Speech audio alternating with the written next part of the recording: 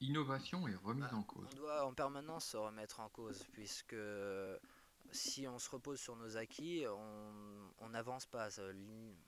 La remise en cause permet l'innovation, permet de devenir meilleur chaque jour.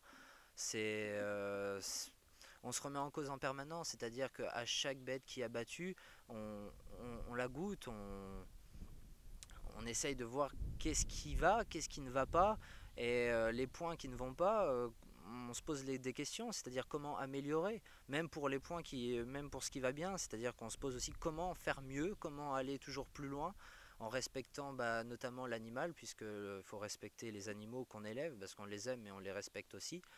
On essaye d'aller plus loin, mais la remise en cause est vraiment très importante dans notre métier. Et je pense qu'aujourd'hui, l'élevage et la boucherie française ont besoin de se remettre en cause. Aujourd'hui, dans notre boucherie, on vend différentes viandes, c'est-à-dire qu'on vend du bœuf, on vend du veau, du porc, de l'agneau, de la volaille, mais par contre, moi j'ai décidé, oui, de ne faire que du bœuf. Ça peut paraître un peu fou ou ambitieux, mais encore une fois, c'est pour être meilleur, c'est-à-dire que je préfère faire quelque chose de plus précis, de plus petit, et être meilleur chaque jour, et plus tard me dire, voilà, j'ai fait vraiment avancer les méthodes d'élevage et de boucherie pour la viande de bœuf.